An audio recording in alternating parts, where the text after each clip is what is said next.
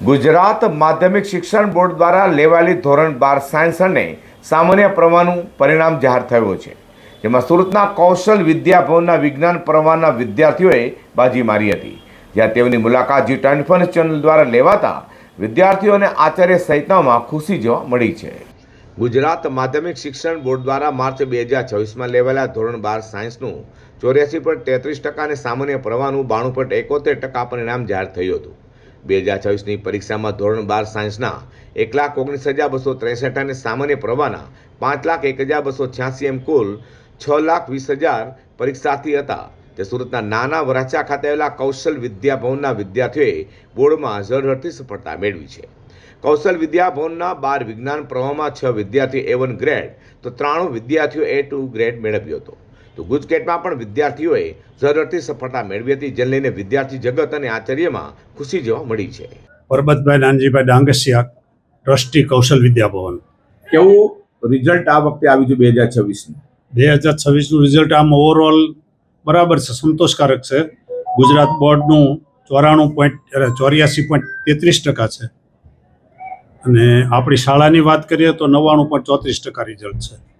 દિવસે ને દિવસે જે રીતે કૌશલ્ય શાળા પ્રગતિ કરી રહી છે એ માટે શું કહું છું? શાળાના 4 આધાર સ્તંભો છે: વિદ્યાર્થી, શિક્ષકો, વાલીઓ અને ટ્રસ્ટીગણ। એ ચારેય વચ્ચે કોરિલેશન હોય તો સામાન્ય રીતે વિદ્યાર્થી પર સારું ધ્યાન આપી શકાય અને તો વિદ્યાર્થી સારું પરિણામ લાવી શકે। અને બીજું સાતત્ય, વિદ્યાર્થી પર સતત નજર રાખવી પડે।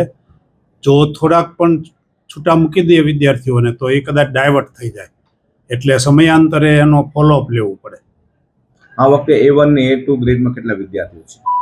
આપણી શાળામાં કુલ 305 વિદ્યાર્થીઓએ પરીક્ષા આપેલી, એમાં 2 વિદ્યાર્થી નાપાસ થયેલા છે, એટલે 99.34% રિઝલ્ટ આવેલું છે। એમાં A1માં 6 વિદ્યાર્થીઓ આવેલા છે અને A2 ગ્રેડ પ્રાપ્ત કરનાર 93 વિદ્યાર્થીઓ છે, એટલે લગભગ 2% જેટલા A1માં આવ્યા છે અને 30% વિદ્યાર્થીઓ A2 ગ્રેડમાં આવેલા છે। વિદ્યાર્થીઓ માટે શું સંદેશો છે?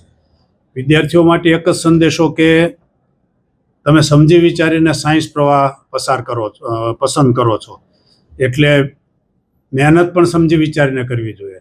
તમને જે શિક્ષકો મળ્યા છે એ શિક્ષકોના જ્ઞાનનો તમારે પૂરેપૂરો ઉપયોગ કરવો જોઈએ અને બોર્ડની પરીક્ષા માટે તો એટલું જ કહેવાનું કે તમે NCERTની બુકના જે કન્સેપ્ટ છે એ બધા ક્લિયર કરો। જ્યાં પણ તકલીફ હોય ત્યાં શિક્ષકોનો સહારો લો અને વારંવાર પુનરાવર્તન કરો, કારણ કે આ સાયન્સના વિષયો છે એ પુનરાવર્તનના વિષયો છે, એક વખત વાંચે યાદ રહેતું નથી। જે નાપાસ થયેલા છે, હતાશ થાય છે વિદ્યાર્થીઓને, એને મારે એક જ સંદેશો આપવાનો છે કે આ તમારા જીવનની અંતિમ પરીક્ષા નથી। જીવન ખૂબ લાંબુ છે, હજી તો તમે 17-18 વર્ષની ઉંમરના છો। આજે સરેરાશ આયુષ્ય ગણીએ તો 65-70 વર્ષનું છે। આવી નિષ્ફળતાઓ ઘણાના જીવનમાં ક્યાંક ને ક્યાંક આવતી હોય છે, પણ એવું નથી કે આ નિષ્ફળતા મળી એટલે આપણે જીવનમાં કાયમ નિષ્ફળ જ રહેશું। કેટલાય એવા માર્ગો તમને મળશે કે જ્યાં તમે ખૂબ સારી પ્રગતિ કરી શકશો, જ્યાં તમને રસ્તો બહુ સરળ લાગશે અને કદાચ તમે ન ધાર્યું હોય એવું ભવિષ્ય ઉજ્જવળ પ્રાપ્ત કરી શકશો। ધોરણ 12 સાયન્સ અને સામાન્ય પ્રવાહમાં ઊંચું પરિણામ આવતા મોટાભાગના વિદ્યાર્થીઓ પાછળ ખુશી ઝૂમી ઉઠ્યા હતા, ત્યારે કૌશલ વિદ્યાલયમાં પણ સાયન્સના વિદ્યાર્થીઓ ઝળહળી ઉઠ્યા છે।